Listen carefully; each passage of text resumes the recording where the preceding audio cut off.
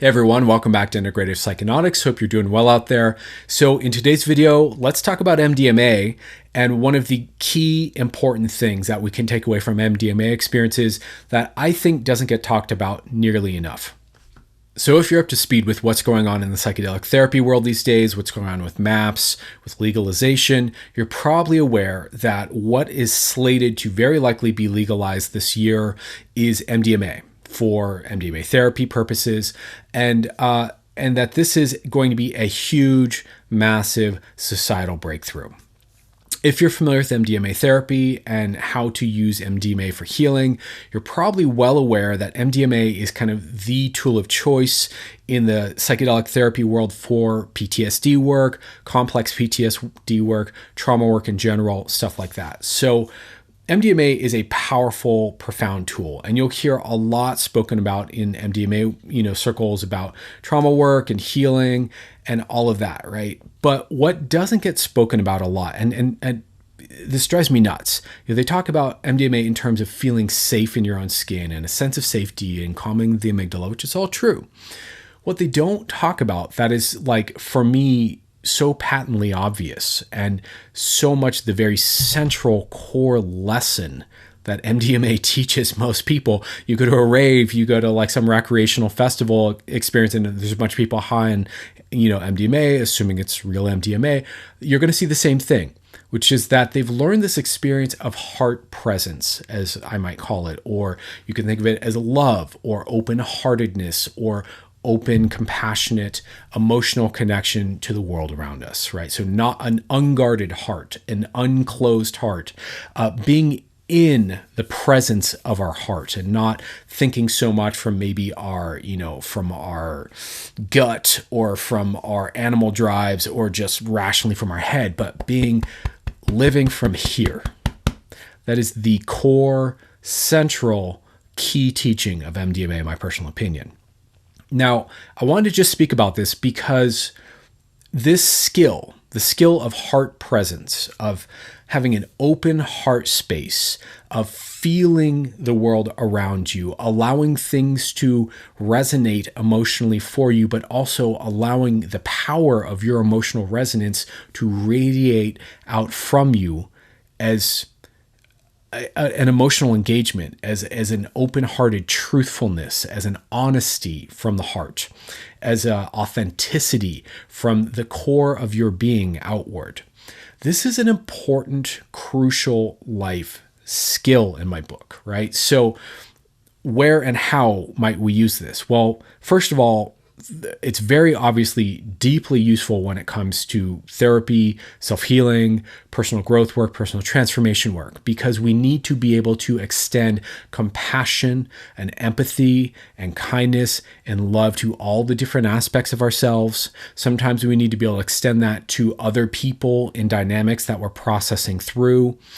We need to be able to feel the emotional resonance and fulfillment of the profound beauty of being alive, of life on earth, of our fellow human beings. We need to have empathy and compassion for the plights and the struggles and the very real experiences that everyone around us is also having while we're having our own very real experience, right? So that's crucial. That's in and of itself key. Now, also, in addition to that, there are other layers to why this is valuable. The kind of overlapping one to what I was just saying a bit is learning how to relate to people in your life, not from your defense mechanisms, not from what you can gain out of them. In other words, from like a kind of materialistic, exchange-based model of relating, not from how you can control them, not from from judgments, from fear, from fear of your own unworthiness or lack, or fear of not belonging. Learning how to relate to people from an open-hearted place where you're centered in your heart, you're centered in your body, you're coming from love, you're coming from self-expression, you're coming from authenticity, is let's be honest, kind of a missing thing in our world, a highly deficient relational skill, an absent art form of relating that our world could do so much more of, and it would be good. It's uncanny to me, quite frankly, if I'm going to be a little brutally honest here, how many people I know from the kind of hippie, new age, spiritual, meditator, yoga communities, ayahuasca communities, who, when they're on the medicine, it's all this realizations about love and the importance of compassion and caring, but then you see them in their day-to-day lives and they're back on whatever kind of judgmental, closed off, self-protective, hierarchical bullshit that they're caught up in. And they've clearly not really integrated that learning, right? That's a huge one. But also just in general, we need more people in the world who get it, who understand how to be kind, who understand how to be loving, generous, open-hearted, authentic, unafraid, sincere. It's really missing. And it's so easy for our, let's call it our limbic system, our reptilian brain, our, survival drives, our, get the, feed the holes drives, it's easy for that stuff to dominate. Fear, anxiety, striving, status. It's easy for all of that to dominate our attention and skew our character in really kind of gross, dysfunctional ways. And if we're not careful, I don't care who you are, how much you know better, how spiritual you are, you can end up operating that way. So MDMA is a great teacher for that, right? Heart presence.